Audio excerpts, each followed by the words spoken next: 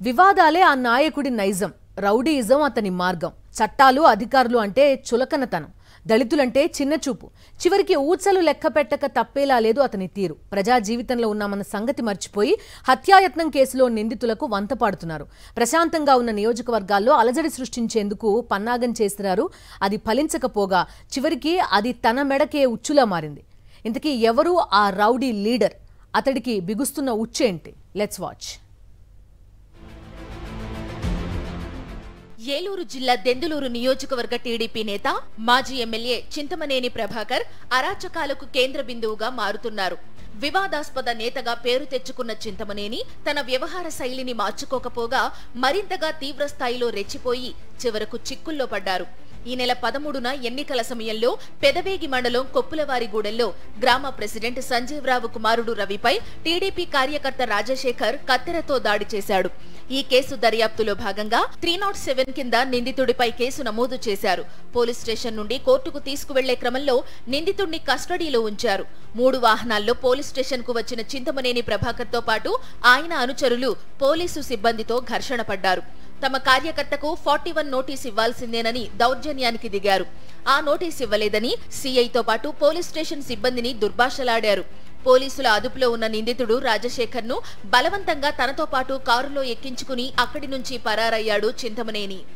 హత్యాయత్నం కేసు నిందితుడిని Pedavegi police station నుండి దౌర్జన్యంగా తీసుకెళ్లడం, విధులకు ఆటంకం కలిగించడం వంటి చింతమనేని చేష్టలను తీవ్రంగా పరిగణిస్తూ 224, 225, 353, 143, 149 సెక్షన్ల కింద కేసులు నమోదు చేశారు పోలీసులు. చింతమనేనితో పాటు అతని 19 మంది అనుచరుల కోసం నూజివీడు డీఎస్పీ లక్ష్మయ్య నేతృత్వంలో 6 స్పెషల్ టీంలు రంగంలోకి దిగాయి. చింతమనేని తీసుకెళ్లిన నిందితుడు రాజశేఖర్ ను ఈ నెల 17న మళ్లీ అరెస్టు చేసి 14 రోజుల రిమాండ్కు తరలించారు. తరువాత చింతమనేని అనుచరులలో మరో 5గురిని అదుపులోకి తీసుకుని రిమాండ్కు తరలించారు. అజ్ఞాతంలో ఉన్న చింతమనేనిని పట్టుకునేందుకు అన్ని చర్యలు చేపట్టామని చెప్పారు డీఎస్పీ లక్ష్మయ్య. 225, 224 అదేవిధంగా పోలీసు వారి మీద దౌర్జన్యం చేసినందుకు 353 అంటే కస్టడీలో ఉన్నటువంటి ముద్దాయిని తీసుకెళ్ళడం అనేది 224, 225 ప్రకారంగా నేరం. మరి ఇంకొక సెక్షన్లో కూడా ఏంటంటే 143 రెడ్ విత్ 149 అంటే అల్లరి మోక్కలు ఈ విధంగా ఎక్కువ మంది వచ్చి ఆదడి సృష్టించున్నటువంటిది.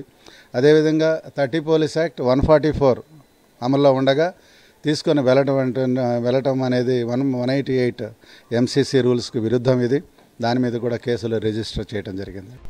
ప్రశాంతంగా ఉన్న దెందులూరులో అశాంతిని రగల్చాలని చూసిన చింతమనేనిపై వెంటనే చర్యలు తీసుకోవాలని దెందులూరు వాసులతో పాటు దళిత సంఘాల నాయకులు ఆగ్రహం వ్యక్తం చేస్తున్నారు.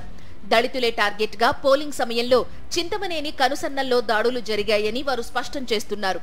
కొవ్వలి, కొప్పులవారిగూడెంలో చింతమనేని ప్రభాకర్ గ్రూప్ జరిపిన దాడుల్లో వైఎస్ఆర్సీపీకి చెందిన పలువురి తలలు పగిలాయి. రవి అనే యువకుడు త్రుటిలో ప్రాణాపాయ స్థితి నుండి బయటపడ్డాడు.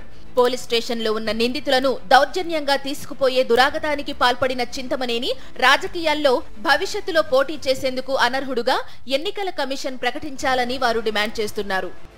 మరి ఇలా అలర్ చేసి నువ్వు ఎక్కడున్నావా చింతమనేని ప్రభాకర్, దారిగా ఇప్పుడు పారిపోయి దాక్కున్నావు ఒక చిల్లరగాళ్ళగా. నీకు దమ్ము ధైర్యం ఉంటే రా దెందులూరులో తిరుగు. ఎన్ని కేసులయ్యా? నువ్వు ఎమ్మెల్యే అర్హుడువా? గతంలో ఎమ్మెల్యేగా చేసినప్పుడు కూడా అదే తీరి అట్లాగే ప్రవర్తించారు.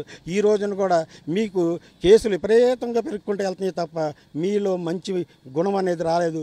ఈ దెందులూరు నియోజకవర్గంలో చింతమనేనికి ఎప్పుడు కూడా ఈ యొక్క నియోజకవర్గంలో పోటీ చేయకుండా అనర్హుడిగా ఎలక్షన్ కమిషనర్ దీన్ని ప్రకటించాలని. కాగా ఇప్పటికే చింతమనేని ప్రభాకర్ పై 93 కేసులు ఉండగా తాజా కేసుతో కలిపి వాటి సంఖ్య 94కు చేరింది. చింతమనేని బెంగళూరు వెళ్లినట్లు పోలీసులు ప్రాథమికంగా నిర్ధారించుకుని ప్రత్యేక టీంలను అక్కడికి పంపారు. హైదరాబాద్కు కూడా మరో బృందాన్ని పంపి గాలిస్తున్నారు.